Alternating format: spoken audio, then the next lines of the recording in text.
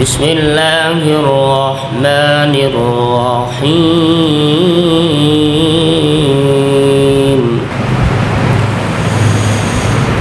قل هو اللہ احد اللہ الصمد لم یلد ولم یولد ولم یکن له کفوا احد لم یلد ولم یولد ولم یکن له کفوا احد صدق اللہ العظیم۔ خلق سے اولیاء، اولیاء سے رسول، خلق سے اولیاء، اولیاء سے رسول، سب رسولوں سے اعلیٰ ہمارا نبی، سب رسولوں سے اعلیٰ ہمارا نبی، سب سے اعلیٰ اعلیٰ ہمارا نبی، سب سے بالا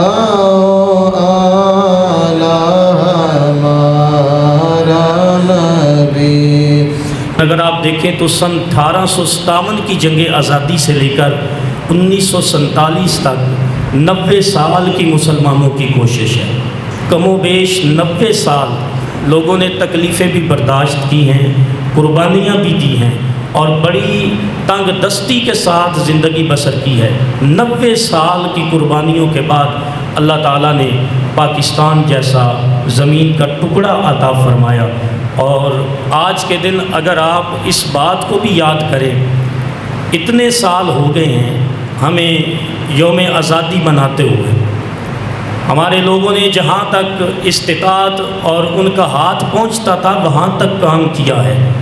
پچھلے سال انہوں نے 75 روپے کا نوٹ تیار کر کے 2-3 اوپر تصویریں لگا کے تو انہوں نے کہا کہ خراج تحسین پیش کیا ہے کہ ہم نے 75 سال ہوئے تو ملک کے لیے ہم نے ایک الگ سے نوٹ تیار کیا کہ ہماری آزادی کو اتنے سال ہو گئے، لیکن ہم سمجھتے ہیں کہ آزادی تب آزادی ہے جب آزادی یاد رکھی جائے، آزادی تب آزادی ہے جب اس کے مقاصد پورے کیے جائیں، آزادی تب آزادی ہے کہ جب آپ دوبارہ سے غلام متصور نہ کیے جائیں، آپ کو اپنے آزاد ملک کے اندر رہ کے تنگ دستی محسوس نہ ہو۔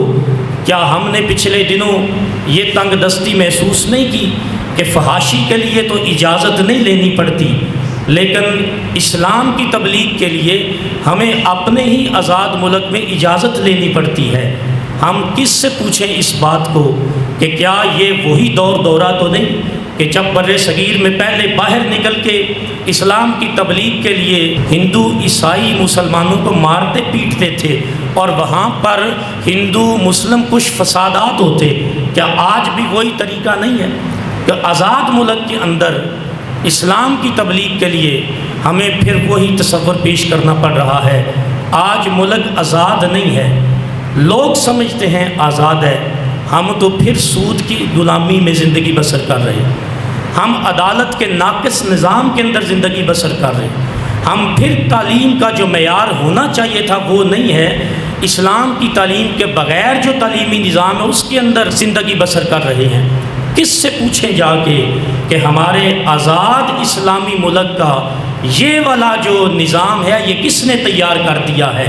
علامہ اقبال نے آنے والی نسلوں کو پاکستان سونپا تھا، قائد اعظم نے تیار کر کے آنے والی نسلوں کو دیا تھا۔ اگر آپ اس کے 75 سال ہی دیکھ لیں تو 75 سالوں میں ہماری زیادہ سے زیادہ 3 نسلیں گزری ہیں، اور ہم نے اپنی 3 نسلیں اپنی آنکھوں سے دیکھی ہیں۔ اگر دیکھیں تو پھر ہمارے اوپر پاکستان کی ذمہ داری تھی۔ آپ سمجھیں گے کہ ہم پاکستان کے لیے کیا کر سکتے ہیں؟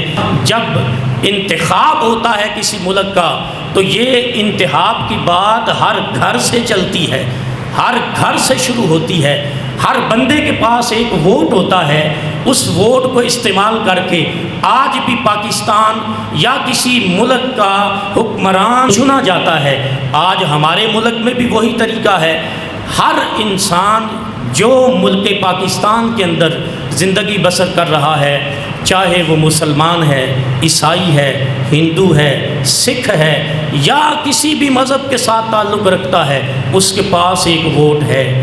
آپ اپنے انتخاب کو درست کریں، آپ کا ملک حقیقی معنوں میں آزاد ہو جائے گا۔ تو پاکستان کا مطلب کیا؟